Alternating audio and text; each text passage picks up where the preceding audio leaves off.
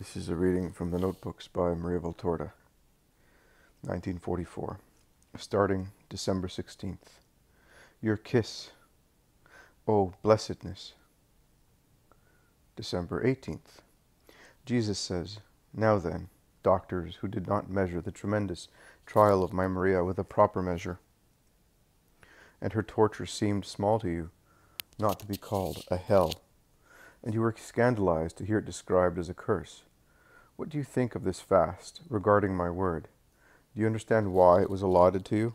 Do you want to continue to deserve it? Speak then, and speak while considering that no one else has been stricken so much as she, my little voice. You are comparable to those rocks, far from the rustic basin of an alpine source, which are sprinkled and shine with the spray of the fount issuing forth from the mountainside, while she is the basin, and receives that whole flow, resounds with it, and is filled with it, and she exists because she is this, and if deprived of this, she is a desolate thing without a purpose in existence. And yet she had her hour of torture with the privation of the word, for my ends and for her training, so that you will know that the souls that give themselves to me are like iron, which fire renders supple, and they must let themselves be worked, bent, and thinned out in every sense, according to my will, docile in receiving in order to give, docile in remaining without their treasure. Me, docile in receiving for themselves alone, and in receiving and not being able to retain for themselves even the echo of a word. That is the sweetness of my word. That is the sweetness my word leaves in its wake, similar to the sweetness remaining on the tongue after a honeycomb has been sucked on, docile in resuming their mission, always docile, these dear, beloved souls, that my love tortures to make them increasingly its own, and that it tortures for you, to make you a little more my own. What do you think of this silence of mine? Haven't you been recalcitrant, rearing up like capricious horses against it, finding this tight vice set as a bridle on your desire to go on receiving, to be hard? Haven't you sinned against charity and justice by giving this silence a meaning which it lacks? The punishment of the spokesman for some sin which has been assumed by you? Haven't you sinned against humility and justice by not acknowledging that you have deserved it for different reasons, and that it is proper for you to have had it in order to understand the torment which was given to this heart, and yet you will still be given silence if you so deserve, that it is, if you do not use it as my gift should be used, if you want to turn it into a human study, if you proceed with scant respect for the mystery, if you disobey my wishes. Now, since I don't want to have her languish further, though I have filled her with personal joy, but it is not enough for her, because she has understood what love is, and wants to give love, that is, she wants to be full of joy for everyone, not for herself alone. I shall resume my evangelization after 40 days of silence, and let this also discredit the thought latent in some brains that the silence has come because of a lack of inspiration. Present, absent, distant, near, you are nothing, O mortals, for her. I alone am, I alone. Even if she were the only survivor of Adam's race in the world, she would be my spokesman for the eternal books, if I so willed. Man is a phantom with no power or voice in this ministry. Only God exists, the author of and will behind the event. If only you were capable of understanding and believing. Meditate and improve. Go, and be grateful to me for having had mercy on you and resumed the offering of the gift. A very light, gentle, cheerful voice. Yes, just hearing it fills me with joy, the voice of the Holy Spirit. The most immaterial, most exuberant voice, light and delight, along with peace and joy, enter one's heart with it, and flow through all of one's being.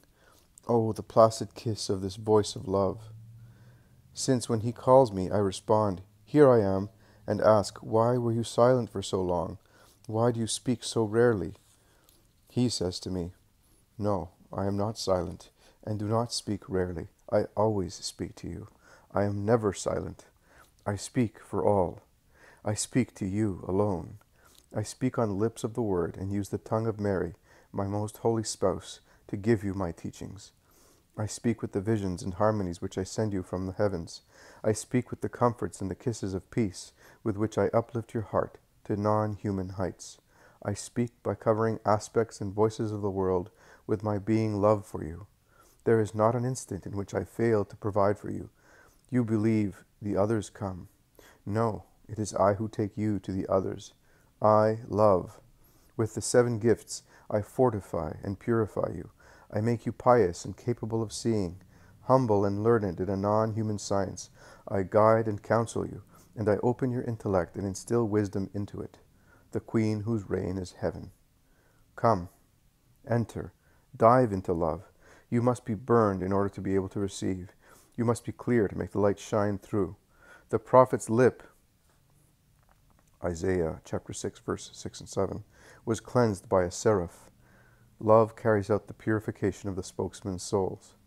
I bless you to make you capable of being increasingly strong, strong against all the snares which the tempter casts forth to harm God's instruments and profane them by sullying them. Be as pure and inflamed as a star. Go in peace. This entry was followed on December 19th and 20th by the episode involving the preparations and departure from Nazareth for Jesus' coming-of-age ceremony. On December 21st, the episode involving the examination of Jesus at the temple for his coming of age was given. Both are included in the preparation cycle. December 26th. I shall later write the chronicle of these last 5 days. For the time being, I shall write what I receive for Father Pennoni. 8:22. See the dictations on December the 2nd and December the 10th. Jesus says, "In my name say the following to him. Gamaliel, Nicodemus, and Saul were difficult doctors, and sought to explain the supernatural to themselves, which they knew and accepted only theoretically, by way of what is natural. But when my grace took them, for even in their error there was a base which rendered error not malignant, something which I do not forgive, for it is malice which causes me repugnance. When my grace wanted them, they became the one who defended the first martyr, the one who took me down from the cross, and the one who preached me among the Gentiles with the power of a hurricane of grace." Acts chapter 5, verses 33 to 39, and chapter 22, verse 3 for Gamaliel. John chapter 3, verses 1 through 21, chapter 7, verses 50 to 51, chapter 19, verses 38 to 40 for Nicodemus. Acts chapter 7, verses 57 to 59, chapter 8, verses 3, chapter 9, verses 1 to 30, and chapter 22, verses 1 through 21, and verse 26 for Saul. These figures are delineated better in the work on the Gospel, in addition to the vision on August the 7th and the dictation on August the 8th. Tell him this, and let him trust in me. I can do all when I want to. I want all when I see humility, will, and rectitude. You love me. The more you love me, the more you will understand the miracles of Christ. Tell him this, and let this be your farewell as a sister, and my viaticum. And also say to him, there is a beggar who is asking you for a piece of bread and some water, for so many who are hungry and thirsty, not for himself. He is asking for your present pain. It is Jesus. Let him go and remain in my peace. I bless you.